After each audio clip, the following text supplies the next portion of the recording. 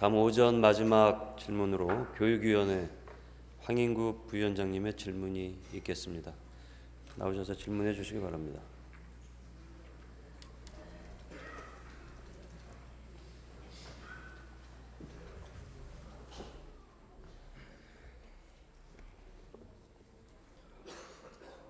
존경하는 서울 시민 여러분, 신원철 의장님과 선배 동료원 여러분, 그리고 박원순 시장님과 조의원 교육감님을 비롯한 관계 공무원 여러분, 더불어민주당 소속 강동구 출신 교육위원회에서 활동하고 있는 황인구 부위원장입니다.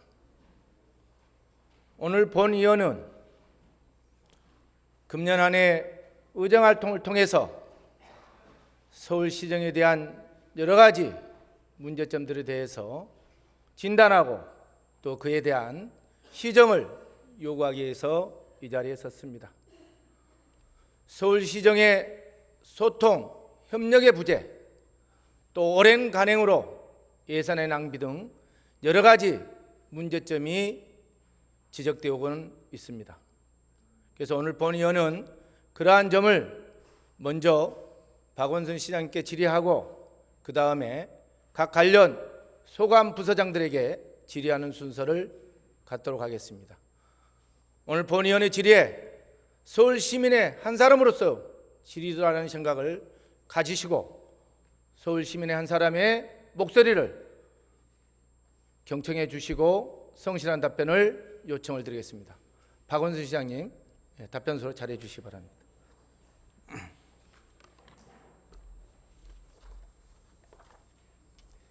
연일 고생이 많습니다. 네. 최근 우리나라는 대내적으로 매우 어렵고 엄중한 시기에 처해 있습니다. 국내적으로 남북관계의 경색, 또 한편으로는 대외적으로 대일본과의 외교관계, 더 나아가서 현재 진행되고 있는 방위비 분담 문제, 이 부분까지 전체적으로 봤을 때 우리나라의 현실은 매우 힘든 상황이다, 이렇게 생각을 하고 있습니다. 그래서 박원순 시장님께 간단히 질문 좀 드리겠습니다. 현재 방위비 분담금에 대해서 무려 50조에 달하는 50억 달러에 달하는 분담금을 요구하고 있습니다. 이에 대해서 우리 박원순 시장님 생각은 어떻게 생각하시는지 답변 부탁드리겠습니다.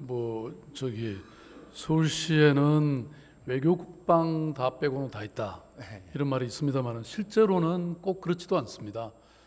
제가 통합방위협의회 의장으로서, 그리고 요즘 이 전쟁이나 안보라는 것은 이런 일반 행정과 함께 돼야 된다고 저는 생각하고요. 다만 방위비 분담에 관해서는 제 소관사항은 아닙니다. 다만 구태여 물으신다면 저는 한미 우리 관계는 그야말로 국방 안보를 위한 정말 혈맹에 기초한 그런 이 관계로서 굉장히 중요하다고 생각합니다.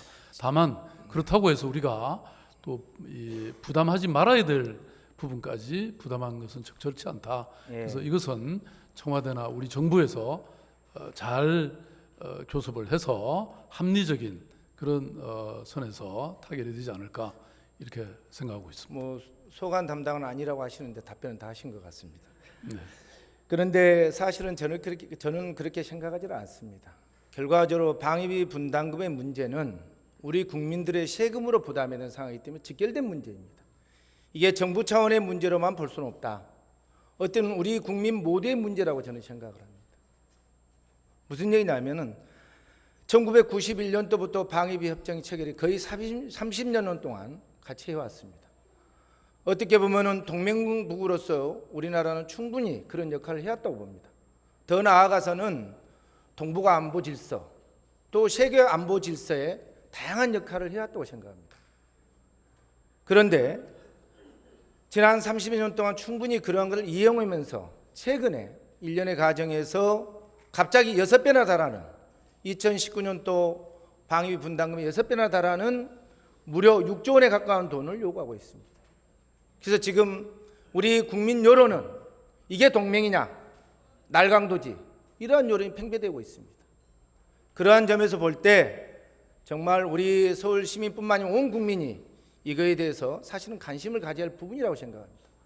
물론 한미동맹 기반에서 충분한 협상을 통해서 서로가 잘 조율되기를 바라는 거지만 너무 과도한 것은 바람직하지 않다.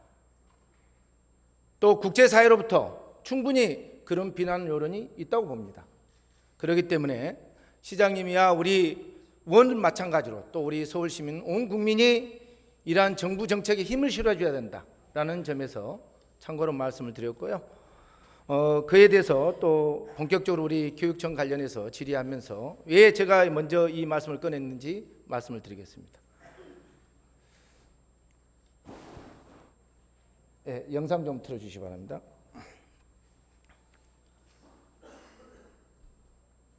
서울시의 심의 지원으로 잠실주공 5단지 재건축 사업이 제자리 걸음을 하고 있습니다. 서울시는 그 이유로 교육청이 환경영향평가를 하지 않고 있다는 주장이고 교육청은 서울시가 기부 체납을 막고 있다며 맞서고 있습니다. 여기에 부동산 안정을 둘러싼 고의지원 논란까지 일며 피해는 고스란히 주민들에게 돌아가고 있습니다. 보도에 태윤형 기자입니다. 서울시는 지난 2017년 50층 재건축을 허가해주는 조건으로 잠실주공 5단지 재건축 조합에 국제설계 공모를 제안했습니다. 이어 당선작을 선정했고 조합도 단지 재건축 설계안으로 의결해 서울시에 제출했습니다. 하지만 지금껏 후속 절차가 진행되지 않고 있습니다. 단지 내 신천초등학교 기부 체납 문제가 발단이 됐습니다. 당초 조합과 교육청은 교육부 부지인 신천초 부지를 조합 측이 매입해 교육청에 기부 체납할 계획이었습니다. 하지만 서울시는 신천초처럼 신설이 아닌 이전하는 경우에는 기부 체납 대상이 아니라고 못 받고 있습니다. 학교 부지는 조합이 아닌 교육청이 매입해 이전해야 한다는 건데 서울시 주장대로 하면 수백억 원의 매입 비용을 교육청이 부담해야 하는 상황입니다. 결국 교육청은 신천초 이전과 관련한 교육 환경 영향 평가를 하지 않고 있고 이에 따라 서울시도 재건축 심의를 미루고 있는 겁니다. 학교용지 부담금을 받아서 서울시가 50%, 교육청에서 50% 이렇게 부담하면서 학교를 신설하고 하잖아요. 지금 이 초등학교는 신설도 아니고 이전인데 왜 그 기준처럼 있는 학교를 왜 기부천하고 하나요 말이에요? 당연히 국유지를 저희들 교육감 소속으로 땅을 사려고 하면은 해당 조합에서 국유지를 구입을 해서 그 국유지를 저희 교육감 소속 그 학교 용지로 기부 체납하는 게 맞는 거죠. 교육청은 서울시의 기부 체납 불허 방침 및 임대주택을 고려한 것이라고 지적했습니다. 조합에서 기부 체납해야 되는 그 비중이 한정돼 있잖아요. 예를 들어 학교 용지 기부 체납 해버리면은 학교 용지라고 하면 파이가 크니까 해당 거기 그 서울시에서 어떻게 그 임대 아파트나 다른 공익적 이유에 다른 공익적 목적으로 쓰시겠죠. 그런 거에 줄어드니까. 서울시와 교육청이 이견을 좁히지 못하면서 피해는 고스란히 주민들에게 돌아가고 있습니다. 약속을 한 지 1년이 지났습니다. 자신의 고유 권한인 정비 계획안을 지금은 정부 핑계만 대고 있습니다. 일각에선 서울시가 집값 상승 등 부동산 시장을 고려해 재건축을 늦추고 있다는 의견도 나옵니다. 실제로 지난 서울시의회 시정질문에서 그러시기 바랍니다. 박원순 시장님 예. 보셨죠? 지금 이 내용에 대해서 시장님께서 2017년 11월 15일 날 시장 방침 제208호로 어떤 방침을 결정한 부분이 있으시죠? 네. 학교용지 기부 체납 관련해서입니다. 혹시 그 내용 정확히 잘 기억은 안 납니다. 기억이 예. 안 나십니까? 예. 2017년도인데요. 예. 사실은 물론 밑에 직원분들께서 나름대로 이러한 고충들을 가지고 시장님을 통해서 방침을 받으셨겠지만 시장님의 방침 하나로 우리 교육청은 떨고 있습니다. 사실은 저도 서울시의원이지만 서울시정을 책임져야 되는 입장에서 교육위원회에서 활동하고 있다 보니까 어떻게 보면 이런 표현이 옳은지 모르겠지만 제가 서울시의원으로서 양자로 지금 교육청에 가 있습니다. 양자로 가 있는데 제가 양자로 가서 우리 서울시 교육청의 살림살이를 훑어보니까 정말 어렵더라고요. 세입 예산의 의존 지원의 거의 93%가 의존 지원입니다. 자체 수입으로서의 지원은 없습니다. 세출 예산도 경직성 경비, 인건비, 그 다음에 교육사업 예산 거의가 한 70%, 80% 가까이 됩니다. 빚값리대 0.2%. 그만큼 외부로부터의 재정적 수입은 없고 자체 수입은 말할 것도 없고, 그래서 늘 중앙정부의 입장을 봐야 되고 또 지자체, 서울시의 입장을 좀 봐야 되는 그런 입장입니다. 그런 상황에서 사실은 학교용지를 마련하게 된 부담금을 기부 체납 방법을 통하지 않고는 상당히 어려운 게 현실입니다. 누구보다도 우리 박원순 서울시장님께서는 교육에 대한 관심이 많으시기 때문에 이 방침 하나로 자칫 잘못하면 교육청은 천문학적인 학교용지 부담금을 내야 될 상황이 생기는 겁니다. 그래서 학교용지 특례법이라는 일반법에 우선하는 특례법을 적용을 해서 재정적 부담을 줄이기 위해서, 학교용지를 마련하는데 재정적 부담을 줄이기 위해서 학교용지 특례법을 마련해 두었습니다. 근데 어떻게 보면 시장님의 이러한 방침 내용이 결과적으로는 학교용지 특례법을 무력화시키고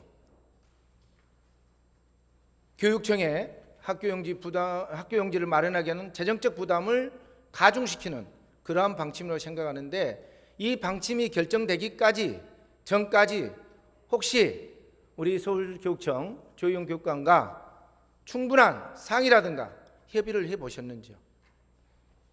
아마 실무적으로는 뭐 그런 논의가 있었을 것 같은데, 우리 교육감님 뭐 맨날 만나는데 사실 그 얘기 깊이 있게 말씀 안 하셨잖아요. 예, 물론 그렇습니다. 사실은 이러한 실무 협의를 통해서 충분히 좀 논의가 돼야 되는데 아직까지 그렇게 되지를 못하고 있습니다. 그래서 결과적으로 방금 영상에 나왔듯이 니탄내탓하고 있는 거예요. 서울 교육 공동체를 위해서 서울시와 교육청이 협력해야 되는데 놀부전 흥부전하고 있는 겁니다. 지금 너무 안타까워요, 이런 걸 봤을 때. 네.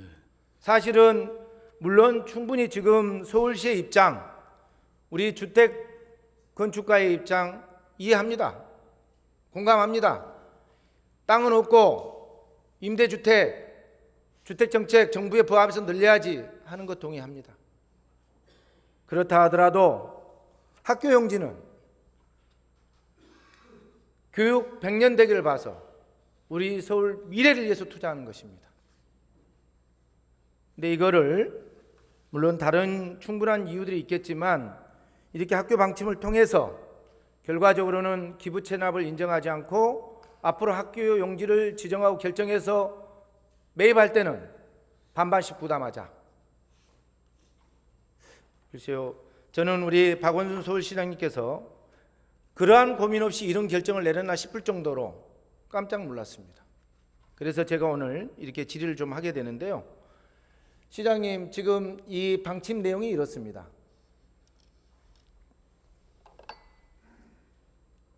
지금 재개발 학교 용지 기부 체납 미인정. 결과적으로 이 기부 체납을 하지 않고는 교육청에서 예산 50%, 서울시에서 50%를 마련해서 학교 용지를 사야 됩니다.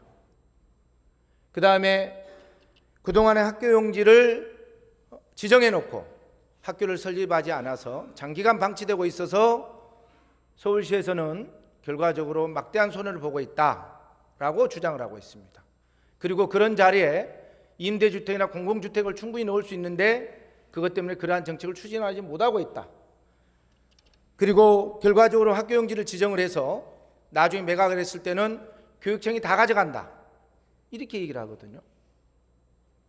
그런데 제가 알기로는 우리 서울교육청이 학교 수요, 용주가 필요하지 않는데 용지를 마련해서 재정의 보탬이 되기 위해서 학교 용지를 지정하지는 않습니다. 나름대로 학생의 수요를 판단해서 그런 데이터에 기반해서 용지를 결정하고 협의해서 결정을 합니다. 그런데 갑자기 이렇게 개선 방안을 내놓고 기부 체납 못하게 하겠다. 그럼 우리 교육청은 학교 수요를 필요하는데 어떻게 그 학교 용지를 마련하겠습니까? 쉽지 않습니다. 특히나 잘 알다시피 재건축, 재개발 지역 위주로 주로 학교 수요가 발생이 됩니다. 실질적으로 그렇고요. 그런데 강남의 예를 들어보겠습니다. 잠실 5단지 최근에 문제가 되고 있던 잠실 5단지 신천중학교 관련해서 그랬습니다. 사실 대단지입니다. 대단지에 중학교가 있습니다. 근데 계획은 초등학교 2개 신설입니다. 문제는 뭐 국유지냐 학교 신천중학교가 사유지냐 이걸 떠나서 교육청 부지냐 떠나서 그 단지를 조성했을 때 현재 상태에서의 학교 학생 수요는 적을 수 있습니다.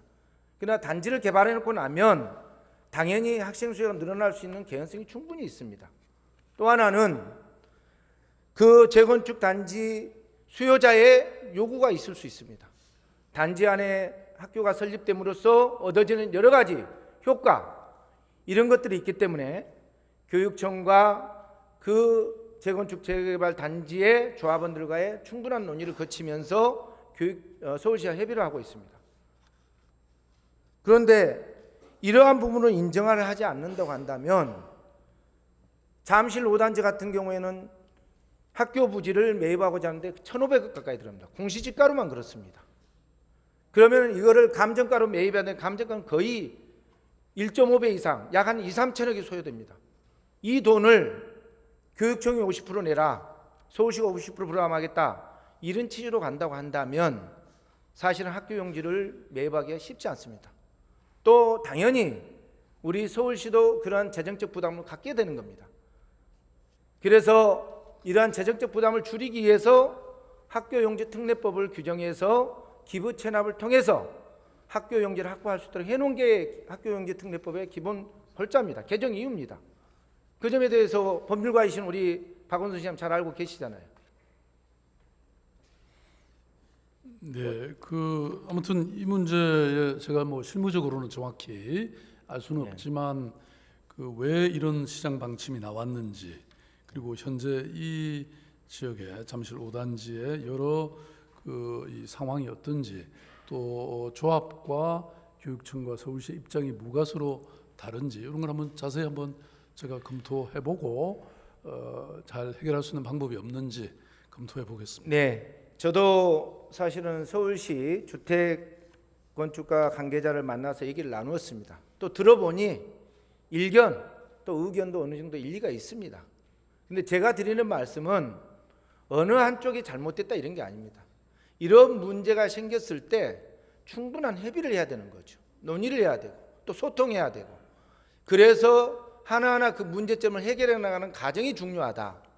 그리고 이런 부분들이 실무선에서 결정이 안 됐을 때 결정권자의 입장으로 접근해서 최종적으로 조율하고 협의해서 나와야지, 이런 걸로 해서 언론에 어필이 되고 언론에 제기가 되고 결과적으로 이거는 우리 박원순 시장님과 조희원 교육감님의 두 분 다 좋은 모습은 아니다, 언론에 이렇게 비춰져서는 안 된다, 이런 우려가 있기 때문에 제가 말씀을 드렸던 부분이고, 서울시가 주장하는 그러한 학교 수요 예측의 문제점 동의합니다. 그런데 사실은 그렇습니다. 이러한 학교 수요 예측을 하는 데 있어서 결과적으로 쉽지는 않습니다. 왜냐하면은 지금 서울시 같은 경우에도 이런 사례가 있지 않습니까? 지하철 9호선 나름대로 수요 예측을 통해서 차량을 갖다가 4량 정도 했습니다. 근데 나중에 콩나물 시루떡 같은 거예요. 6량으로 늘렸습니다. 무슨 얘기냐면은 우리 학교도 그렇습니다. 학생 수요를 파악할 때 물론 여러 가지 데이터를 기반해서 합니다. 그렇지만 그게 100% 퍼펙트할 수 없습니다. 그래서 그런 부분들을 데이터를 가지고 충분히 논의해서 학교 용지를 결정하고 수급을 하는 부분이고, 마찬가지로 이 부분에 대해서도 법원에서도 판례가 있습니다. 잠실 개포 주공 이 부분에 대해서 재건축 정비조합에 대해서 강남구청하고 소송 건에서 참고인으로 교육청이 나갔습니다마는 그때도 고등법원에서 판례가 그렇습니다. 학교 수요 예측에 대해서 어느 정도 일정 부분은 용인을 해주고 있습니다. 그 데이터가 100% 맞지 않는다 하더라도 나름대로 최선을 다해서 그러한 수요 예측을 예상하고 계산해서 학교 용지를 결정했다고 한다면 그 책임으로부터 크게 문제되지는 않는다라는 게 고등법원의 판례이고, 이 자체가 대법원까지 갔습니다. 대법원에서도 똑같이 고등법원을 인용을 해서 결정을 하였습니다. 그럼에도 불구하고 사실은 교육청에서는 충분히 학생 수요를 고려해서 학교 연기를 결정하는 노력들을 가일층해야 되겠죠. 저도 본 의원도 이번에 여러 가지 행정사무감사를 통해서 어떻든 서울시와 마찰할 수 있는 교육환경 영향평가에 대해서도 적극적으로 사업자 입장, 서울시의 입장을 고려해서 신속하게 결정해 줘야 된다라고 건의한 바가 있습니다. 그래서 이러한 부분들이 우리 서울시장님과 사실은 박원순 시장님 간에 충분한 소통이 좀 이루어질 필요가 있다는 것을 느끼게 되었기 때문에 오늘 이 자리에서 질의를 하게 된 것입니다. 그리고 지금 사실은 제가 아까 말씀드렸던 이 학교 용지를 결과적으로 학교 용지 부담금을 통해서 매입을 하고자 했을 때 우리 교육청은 말할 것도 없고 서울시도 장기적인 관점에서는 재정적 부담을 가져올 수밖에 없다. 그래서 어떻게 보면 그러한 법칙이 있습니다. 악화가 양화를 구축한다. 무슨 얘기냐면 충분히 학교 용지를 공급하는 가정에 기부 체납을 통해서 많은 예산을 들이지 않고 학교 용지를 확보할 수 있는데도 불구하고 굳이 재정을 통해서 학교 용지 부담금을 통해서 학교 용지를 확보하겠다고 한다면 결과적으로 악화가 양화를 구축한다는 그러한 법칙에 우려가 있다. 이런 말씀을 좀 드리기 때문에 앞으로 실무부서뿐만이 아니고 필요하다면 우리 박원순 시장님과 조영 교육감께서 머리를 맞대고 이 부분을 해결해 주셔야 우리 밑에 실무부서 서울시와 교육청 실무부서 간에 서로 불협화음이 없다. 그래서 우리 서울시 교육공동체 발전을 위해서 한 배를 타고 가는 입장이기 때문에 그러한 점을 적극적으로 좀 추진해 주시기를 부탁을 드리겠습니다. 네. 답변, 예.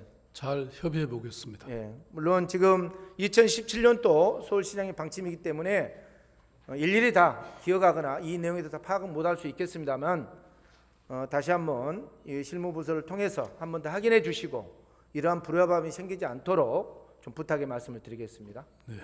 예, 자리에 돌아가시길 바라겠습니다. 그 다음에 행정 2부 시장님 답변서로 나와주시기 바랍니다.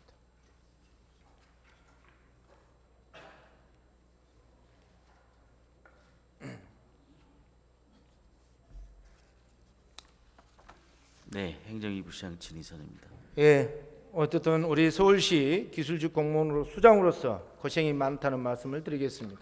정말로 중요한 위치에 있고 또 어떻게 보면 우리 서울시 사업부서 예산의 전체를 책임지고 계시는 입장이기 때문에 말씀을 좀 드리겠습니다. 혹시 이 똥 싸고 오줌 싸고 관리도 힘든데 공원이 필요합니까? 이게 무슨 말씀인지 혹시 아세요? 위에 써져 있습니다. 네, 서울시 5급 공무원 도시계획 분야를 담당하는 공무원 말 그대로 도시계획 전문가라고 자칭 그러고 말씀을 합니다. 그분의 입에서 나온 얘기입니다. 이 얘기가 개인적 사석에서 나온 게 아니라 주민 설명회 때 정비계획 설명회 때 주민을 모아놓고 주민 앞에서 이렇게 한 얘기입니다. 물론 본위원회 지역구의 문제이기 때문에 오늘 이 서울시의회에 나와서 지역구의 문제를 가지고 시정지를 한다는 게 좀 제 스스로도 부끄럽고 안타깝기도 합니다만 어차피 재정비 계획 변경안의 최종 결정권자는 서울시이기 때문에 제가 서울시 부시장님께 질의를 한다는 말씀을 드리겠습니다. 현재 천호성 내 재정비 촉진구역의 사업계획은 이렇습니다. 2006년도 시작해서 진행되고 있는데요. 최종적으로 5구역 관련해서 말씀드리겠습니다. 원래 최초에는 이 기존 계획은 공원 495제곱미터, 그 다음에 도로 890제곱미터 등으로 기부 체납을 해서 정비 계획 결정이 되었습니다.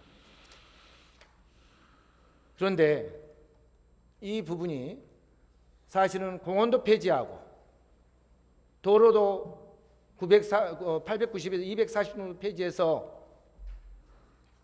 공공청사를 이 주상복합 민간 건축물에 넣겠다는 겁니다. 저희 즉 성내 이동 동청사인데요. 넣겠다는 겁니다. 물론 정비 계획을 통해서 다양한 의견을 받아서 추진한다는 것에 대해서는 동의를 합니다. 그런데 이게 너무 성급하다.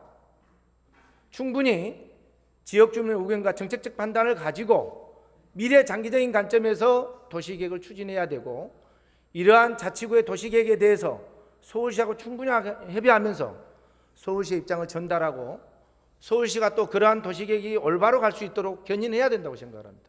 그 점에 동의하십니까? 네, 동의합니다. 예. 그런데 지금 보시면 말입니다. 사실은 이 A 지역이 원래 우리 최초의 공원 정비구역 지정이었습니다.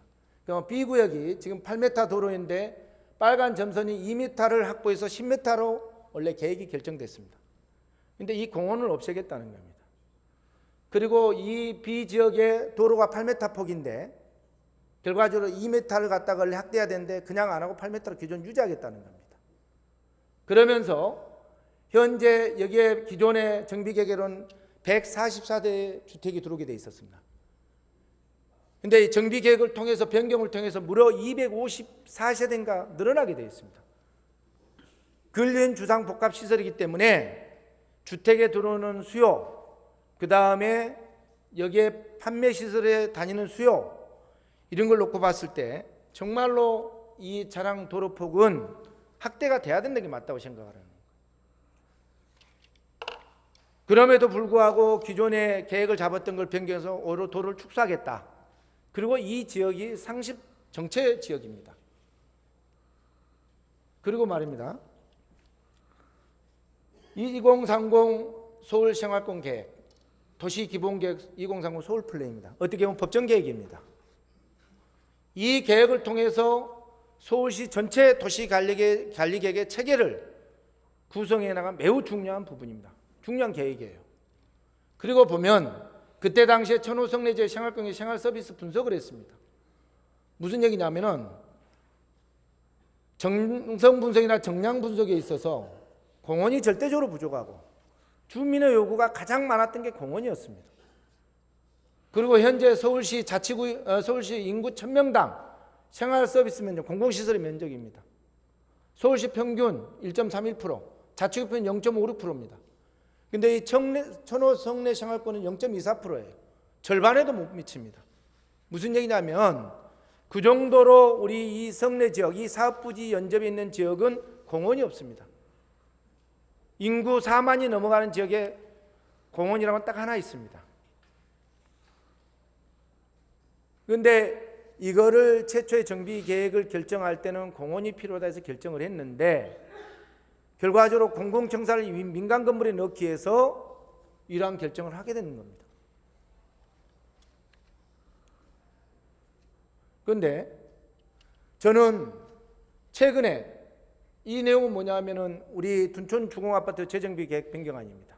녹지 비율 1인 가구 2제곱미터 3제곱미터 높이는 겁니다. 서울시 건축위원회에서 권고사항으로 내려와서 이 변경을 하는 겁니다. 현재 지금 뭐냐면은 근린공원, 제가 이거 좀 못해서 원래는 이 문화사회복지시설을 이 지금 부지에 넣기로 돼 있었습니다. 면적이 7,536제곱미터, 엄청나게 큰 시설이죠. 우리 강동구는 여기에 도서관을 넣겠다고 꿈에 부풀어 있었습니다. 그런데 결과적으로 이거를 축소하고 공원을 넣겠다는 거예요. 그럼 서울시의 입장과 이 서울시 도시계획 전문가의 입장은 뭐냐? 정반대 배치되는 겁니다. 더군다나 박원순 서울시장님의 2030 생활권 계획에서 나왔던 주민의 요구를 깡그리 무시하고 도시계획 전문가라는 분이 주민설명회 때 똥 싸고 오줌 싸는 공원 뭔 필요가 있느냐, 관리도 힘드는데, 이렇게 설명을 합니다. 이게 우리 서울시 도시계획 기술직 공무원의 말이라고 생각합니까? 본 의원은 이 내용의 여부를 떠나서 주민 앞에서 그러한 얘기를 했다는 자체만으로도 이 정비계획 변경은 출발 자체부터 문제가 있다라는 생각을 갖지 않을 수 없었습니다.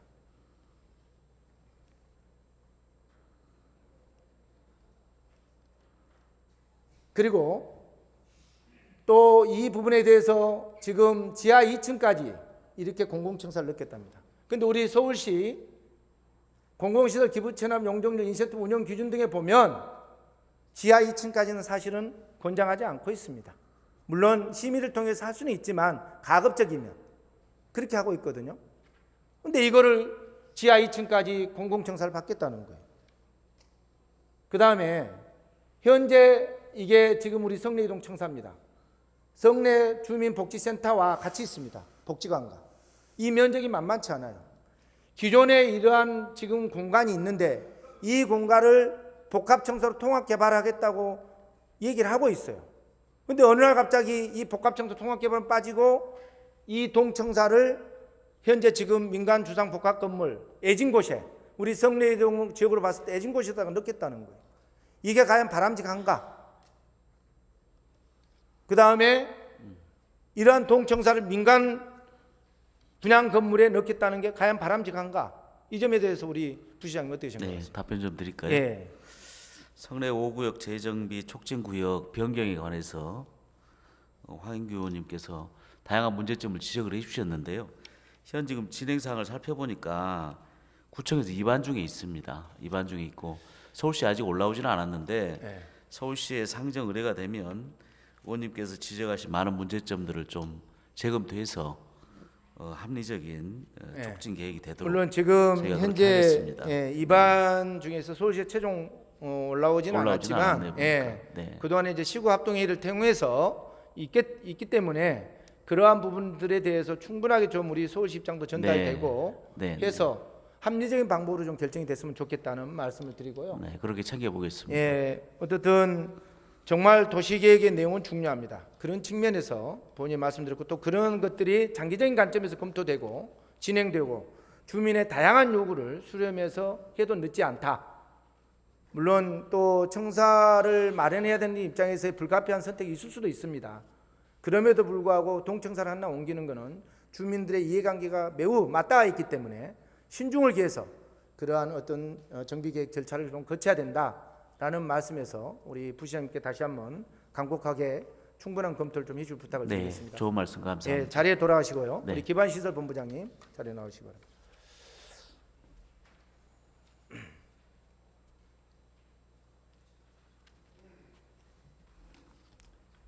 예.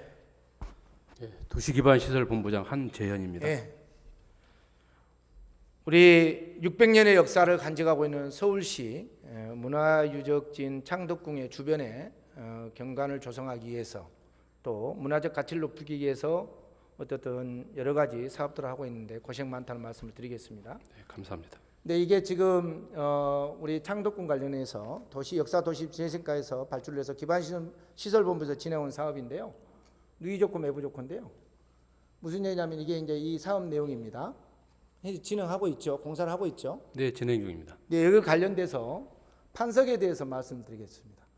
이 사업을 하기 위해서 우리 도시기반시설본부에서 다수 공급자 2단계 경쟁 제한 공고를 낸 내용입니다. 보고 받으셨나요? 네, 보고 받았습니다.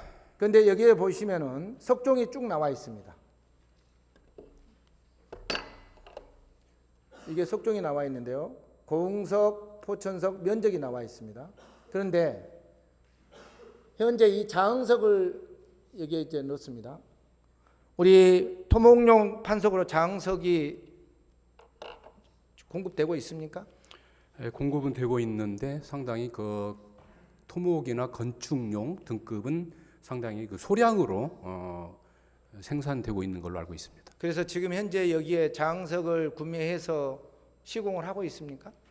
처음 설계하고 발주 당시에는 장흥석이 포함되어 있었는데 그 이후로 제가 방금 말씀드린 대로 착공 시에 조달 요청을 했더니 상당히 소량으로 생산이 되어가지고 지금 좀 어렵다는 그런 본부장님, 보고를 받았습니다. 자흥석으로 지금 우리 기반시설뿐만이 아니고 도로계획과서 각 지자체 판석 시공의 보조금 사업을 하는 사업들이 있습니다. 사업들이 시간말로 다 달라요. 근데 자흥석 나오지 않습니다. 설계는 자흥석으로 넣습니다. 결과적으로 뭐냐면 이 자흥석을 취급하는 업체가 많지 않습니다.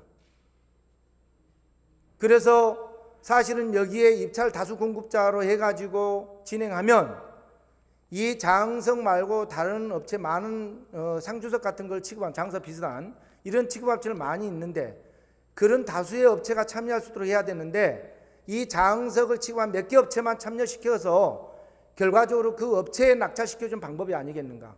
왜냐하면 장흥석이 나오지 않는다는 걸 알면서도 결과적으로는 그게 판석에 석종을 넣는 겁니다. 그러니까 나중에 낙찰되고 나서 장흥석이 안 나오고 공급이 안 되니까 바꾸는 거예요. 설계 변경도 안 했답니다. 설계 변경 장흥석과 결과적으로 포천석으로 시공했다고 하는 거거든요. 그러면 장흥석과 포천석의 가격 차이가 있습니다. 설계 변경 안 하면 장흥석이 포천석보다 더 비싼데 이 돈 돌려받습니까? 돌려받을 수 있어요? 없잖아요. 그래서 그러한 편법으로 쓰고 있는 거고요. 이 2단계 경쟁평가의 제한가격 적정성인데요. 그 다음에 또 말씀드리겠습니다. 현재 이 다수 공급자로 계약했는데 봐보십시오. 공석의 면적, 포천석의 면적, 석종이 바뀌었어요. 그렇게 해가지고 이게 지금 이 성물회사, 두 번째 성물회사가 낙찰된 겁니다. 어떻게 석종이 바뀌었는데, 양이 바뀌었는데 이 업체가 낙찰이 돼요? 이게 정상적인 구매 계약 맞습니까? 좀 답변 드려도 되겠습니까? 예. 예. 시간이 없어요. 빨리 좀. 저희 도시기반시설본부에서는 조달청 그 나라 장터를 통해서 광급 자재를 구매하고 있습니다. 물론 설계하고 발주 시에 수요자가 결정하잖아요. 예, 조달청 핑계댈 일이 아니고요. 본부장님, 여기서 조달청 핑계대면 안 되시는 겁니다. 내가 어떤 돈을 써야 될지 설계에 반영합니다. 어느 양을 써야 될지 그러잖아요. 그래서 좀 그러니까 제가 좀 드린 말씀은 예. 지금 그 구매 과정에서의 장석을 넣은 거는 분명히 그런 부분에 문제가 있고 지금 제가 드린 말씀은 이걸 답변하시라는 거예요. 이 구매 계약이 제대로 된 거냐는 얘기죠. 공고는 공석으로 해놓고 실제 구매 계약은 포천석으로 했어요. 면적은. 그 과정을 전체 면적은 틀려요. 그 과정을 좀 설명드린다고 말씀드렸는데요. 공고는 물론 2018년 제가 드린 말씀은 12월 24일 날 공고를 했고요. 예. 금년 1월 달에 착공 시에 물량이 확보가 어렵다는 입장을 전달받아서 저희들이 다시 물론 최초에는 등록업체에 문의한 결과 납품이 가능하다는 그러니까 그거는 지금 가능하다고 해서 이제 구매를 진행을 했고요. 그러니까 제가 드린 말씀은 공고를 낼 때 공석으로 공고를 냈어요. 면적을 해서 수량 물량 다 해가지고. 근데 계약은 갖다가 포천석으로 수량 물량이 나와 있는 거예요. 이 잘못된 계약 아닙니까? 그럼 뭐하러 공고를 하죠? 그냥 전체 토탈 해가지고 포천석 대충 얼마 이렇게 하시. 이게 지금 석종과 면적은 정확히 설계도면 시방에서 결정이 됐을 거 아닙니까? 맞습니다. 그렇잖아요. 예. 그런데 설계도면과 시방에 의해서 구매가 되지 않는 거 아닙니까? 그래서 그 과정이 처음 등록업체에 문의한 결과 납품이 가능하다고 해서 계약을 했는데요. 그 이후에 상황이 변경이 된 겁니다. 납품이 어렵다라고 해가지고 그러면 설계 변경하셨나요? 특수 조건을 계약 특수 조건에 의해서 설계 변경을 통해서 지금 제가 이렇게 말씀드리겠습니다. 자재를 변경했습니다. 본부장님, 현재 지금 서울시에서 보조금 지자체 하는 것도 제가 확인해 봤는데 똑같아요. 나오지 않는 장흥석, 제 고향이 장흥입니다. 나는 이 장흥석이 우리 역사 문화 가치를 높이는 데 쓰는 줄 알았어요. 자부심을 가졌어요. 근데 제가 보니까 어떻게 보면 업체를 위한, 낙찰을 위한 들러리, 히든카드로 쓰고 있는 거예요. 기반시설본부장님이 어떠한 말씀을 하시더라도 좀 더 투명하지 못했다. 다 우리 기술직들 다 상호 교류하잖아요. 지자체하고. 어떻게 이런 식으로 해서 제한공고에서 기존의 제한공고 내용하고 다르게 구매를 해서 할 수 있습니까? 그리고 장석이 나오지 않아서 포천석으로 시공을 했다고 한다면 설계 변경을 통해서 시공을 해야 되는 거 아닙니까? 그런 거 없이 그냥 바꿔서 포천석으로 시공하고 있는 거잖아요. 그리고 장석이 포천석보다 금액이 더 비싼데 그 돈에 대해서는 설계 변경 없는데 돈 돌려받을 수 있어요? 총 공사 금액은 변경이 없기 때문에요. 중간에 특수 계약에 의해서 현장 여건이 변경이 되면은 자재 변경이 가능합니다. 앞으로 불합리한 점이 있으면 의원님 지적하신 대로 개선해 나가도록 하겠습니다. 예, 어떻든 이 부분에 대해서는 추가로 본인이 소명을 해주시고 전체적으로 우리 서울시 이 사업부서 판석 시공 사업부서는 전체적으로 한번 체크할 필요가 있다. 이 점을 말씀드리겠습니다. 네, 알겠습니다. 자리에 돌아가 주십시오. 예, 존경하는 서울 시민 여러분, 또 우리 부서장 여러분, 또 의원님 여러분, 사실은 예산의 낭비요는 많이 있습니다. 제가 10여 년 전에 똑같이 이 판석에 대해서 문제를 제기했던 내용이었습니다. 근데 10년이면 강산도 변하는데 아직도 변하지 않고 있습니다. 이제는 바뀌어야 할 때입니다. 근본적인 변화를 통해서 올바른 서울시정이 이어나가기를 바라면서 시정 질문을 마치겠습니다. 장시간 경청해 주셔서 감사합니다.